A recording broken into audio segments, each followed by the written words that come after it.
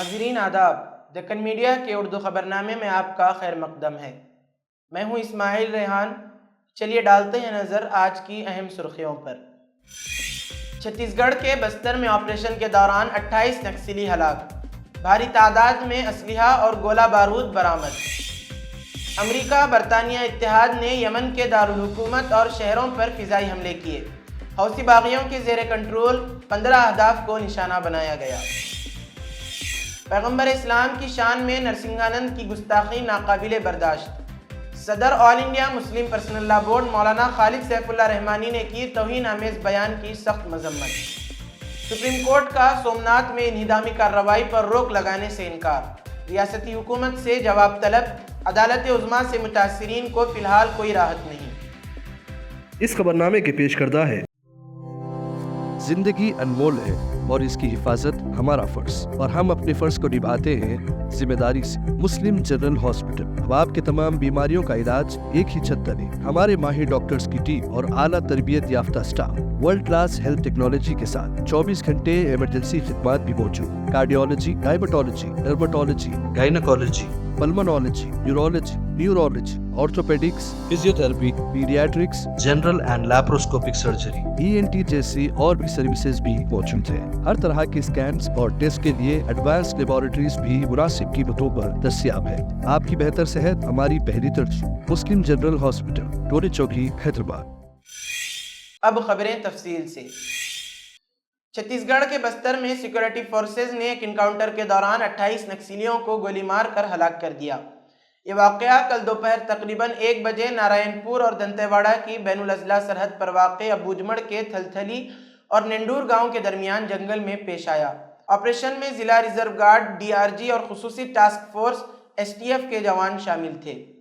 Police کے ایک senior افسر نے بتایا کہ انکاؤنٹر کی جگہ سے 30 نکسلیوں کی لاشیں برآمد ہوئی ہیں، جن کے ساتھ ایک AK-47 رائفل اور ایک SLR سیلف لوڈنگ رائفل سمیت اسلحے کا بڑا ذخیرہ بھی موجود تھا۔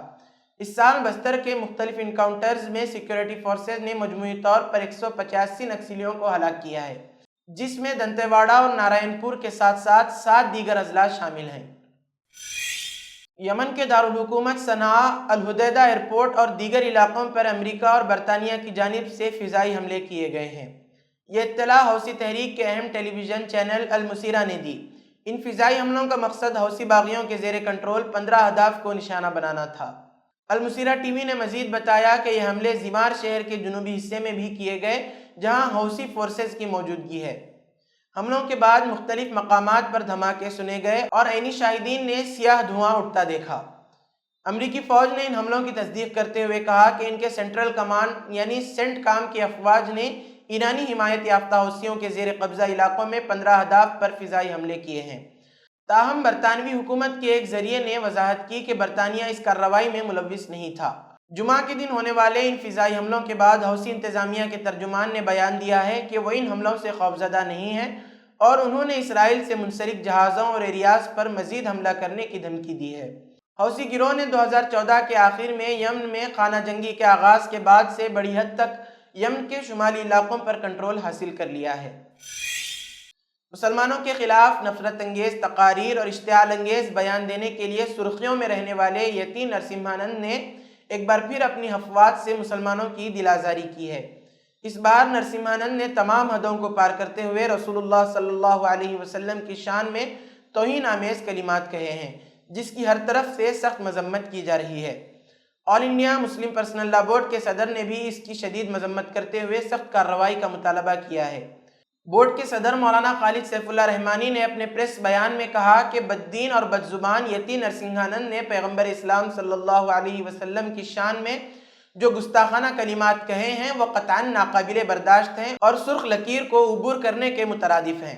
مولانا نے کہا کہ حکومت کو چاہیے کہ ایسے بدزبان شخص پر کیس چلائے اور اس کو اس کی صحیح جگہ یعنی جیل پہنچائے، کیونکہ یہ کروڑوں مسلمانوں کی دل آزاری ہے اور اگر اس کے رد عمل میں نوجوان بھڑک گئے تو اس سے پورے ملک کا امن و امان خاکستر ہو سکتا ہے۔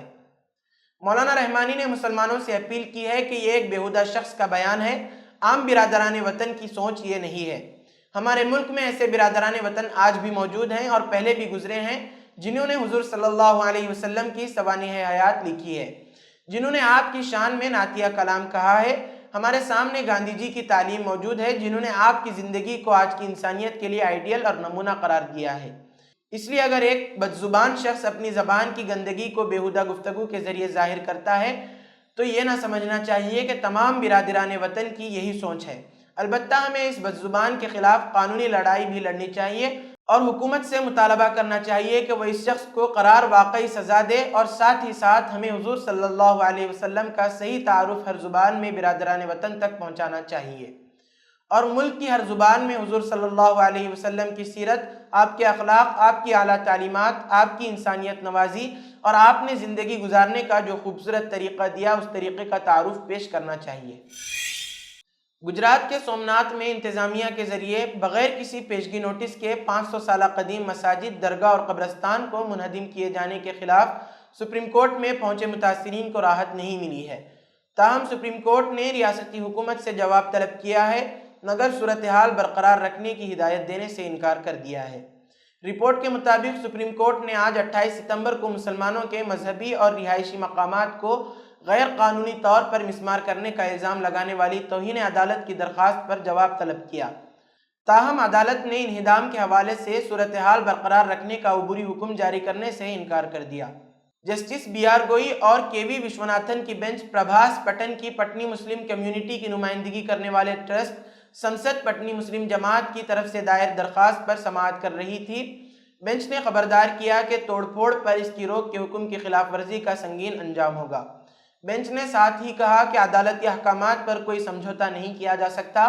بینچ نے اس معاملے کی اگلی سماعت 16 اکتوبر کے لیے ملتوی کرتے ہوئے کہا کہ ہم نوٹس یا کوئی عبوری حکم جاری نہیں کر رہے ہیں، لیکن ہم واضح کرتے ہیں کہ اگر ہم پاتے ہیں کہ وہ ریاست ہمارے پچھلے حکم کی توہین کر رہے ہیں تو ہم نہ صرف انہیں جیل بھیجیں گے بلکہ ان سے سب کچھ بحال کرنے کے لیے بھی کہیں گے۔ ہم صورتحال برقرار رکھنے کا حکم دیں گے۔ سینئر وکیل سنجے ہیگڑے نے کہا کہ یہ مسئلہ 1309 کے ڈھانچے سے متعلق ہے۔ ہیگڑے نے کہا کہ فریقین کو جاری کردہ نوٹس میں کسی بھی انہدام کا ذکر نہیں کیا گیا۔ انہوں نے مزید کہا کہ حکام کی کارروائی سپریم کورٹ کے 17 ستمبر کے حکم کے خلاف ہے، جس میں ہدایت دی گئی تھی کہ عدالت کی پیشگی اجازت کے بغیر کوئی انہدام نہیں کیا جانا چاہیے۔ اسرائیل نے جمعہ کی رات کو بھی بیروت کے مضافاتی علاقوں کو نشانہ بناتے ہوئے فضائی حملے کیے۔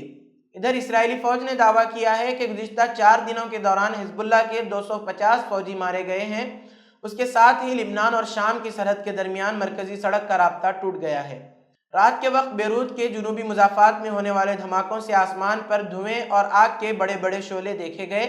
لبنانی دارالحکومت میں کئی کلومیٹر دور عمارتیں لرز اٹھیں۔ دہیا میں لوگوں کو گھروں اور سڑکوں پر نکلتے دیکھا گیا۔ بتایا جا رہا ہے کہ فضائی حملوں میں کئی عمارتیں تباہ ہو گئیں اور کاریں جل کر راکھ ہو گئیں۔ اسرائیلی فوج نے کہا کہ اس نے نصف شب کے قریب حزب اللہ کے مرکزی انٹیلیجنس ہیڈ کوارٹر کو نشانہ بنایا۔ انہوں نے گزشتہ 24 گھنٹوں میں حزب اللہ کے 100 جنگجوؤں کو ہلاک کرنے کا بھی دعویٰ کیا۔ لوک سبھا میں اپوزیشن کے قائد راہل گاندھی نے بی جے پی پر اس کی اقتصادی پالیسیوں پر حملہ کیا اور کہا کہ ہریانہ کے عوام جلد ہی وزیر اعظم نریندر مودی کی سرمایہ دارانہ پالیسیوں کی بھول بھلیوں کو توڑ دیں گے۔ انہوں نے یہ بھی کہا کہ ہریانہ میں اقتدار میں آنے کے بعد کانگریس روزگار کی پیداوار پر زور دے گی اور ریاست منشیات سے پاک ہوگی، جس سے ہر خاندان خوش ہوگا۔ ہریانہ کی تمام 90 نشستوں کے لیے آج ووٹ ڈالے گئے ہیں اور ووٹوں کی گنتی 8 اکتوبر کو ہوگی۔ راہل گاندھی نے ایکس پر پوسٹ کیا کہ حال میں نے گوہانا کے مزیدار جلبیوں اور انہیں زیادہ وسیع پیمانے پر فروخت کرنے کے امکان پر بات کی ہے۔ ہندوستان میں اسی طرح کے چھوٹے پڑوسیوں کے 5500 گروپ ہیں جو مناسب مدد ملنے پر دنیا بھر میں اپنی مصنوعات فروخت کر سکتے ہیں۔ انہیں finance, technology, networks, branding اور ایک بہتر بنیاد فراہم کرنے کی پالیسیوں کی ضرورت ہے۔ راہل گاندھی نے کہا کہ ہندوستان کو تیز رفتار اقتصادی ترقی کی ضرورت ہے جس سے ہر ایک کو فائدہ پہنچے اور ایک زیادہ پیداواری معیشت جو عالمی سطح پر مقابلہ کر سکے۔ یہ صرف ہمارے چھوٹے کاروباروں کو بااختیار بنا کر کیا جا سکتا ہے، نہ کہ مودی جیسی چند دوستانہ کمپنیوں پر توجہ مرکوز کر کے۔ ان کے مطابق اس طرح کی جامع ترقی ہندوستان میں کروڑوں رسمی ملازمتیں پیدا کرنے کا واحد طریقہ ہے جو نوجوان، تعلیم یافتہ اور توانا نسل کی خواہشات کو پورا کرنے اور ہندوستان کے مستقبل کو محفوظ بنانے درکار ہے۔ انہوں نے الزام لگایا کہ بی جے پی نے ہریانہ اور ہندوستان کی معیشت کو ناکام بنا دیا ہے۔ اس نے کروڑوں لوگوں کو غیر رسمی ملازمتوں کی طرف دھکیل دیا ہے اور چھوٹے کاروبار کو تباہ کر دیا ہے اور لاکھوں لوگوں کو ہندوستان چھوڑنے پر مجبور کر دیا ہے۔ انہوں نے کہا کہ ہریانہ کے لوگ اچھی طرح سمجھتے ہیں وہ جلد ہی مودی کی سرمایہ دارانہ پالیسیوں کی بھول بھلیوں کو توڑنے آگے بڑھیں گے۔